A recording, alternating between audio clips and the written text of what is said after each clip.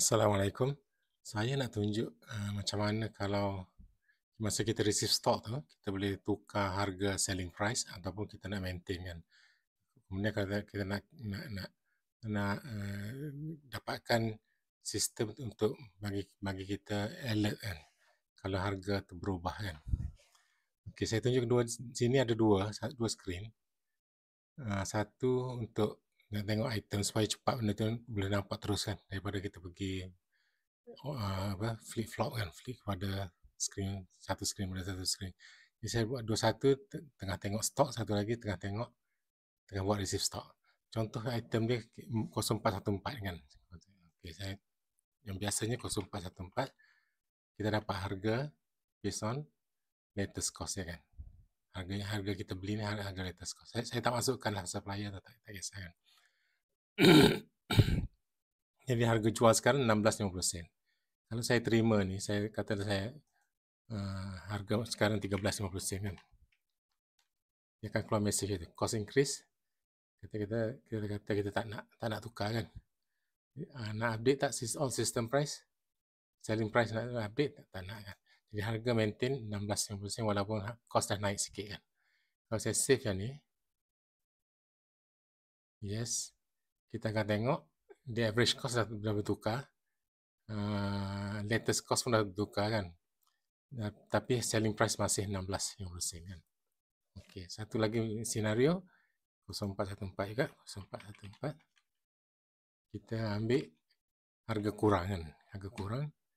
Kita dapat 12 kan. Okey. Kita tak tukar apa-apa lah kan. F10.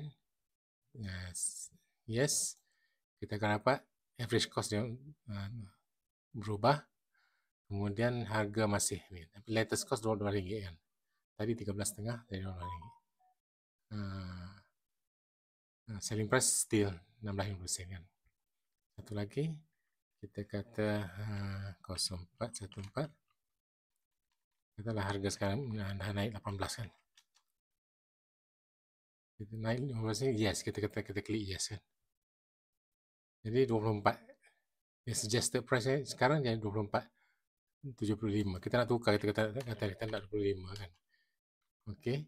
Lepas tu kita save F10. Okey, total 18. Jadi harga sekarang dah bertukar jadi 25 kan. Okey.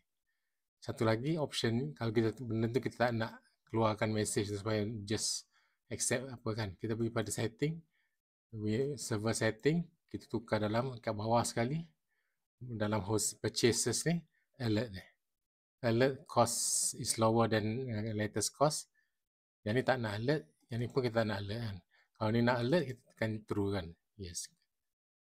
Kita buat macam tu. Jadi kalau kita pergi pada purchase tadi, receive stock 0414. Jadi kita tak alert lah ya. Kita kata 20 kan.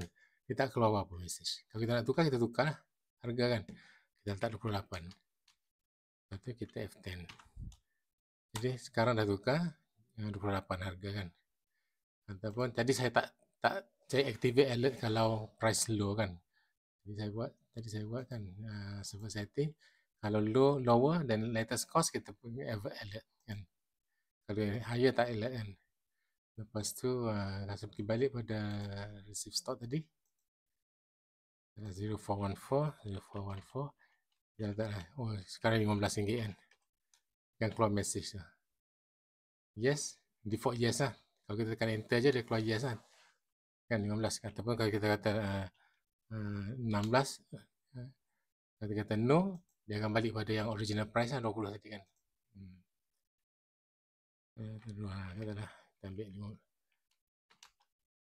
5. Yes, baru dia dapat kan.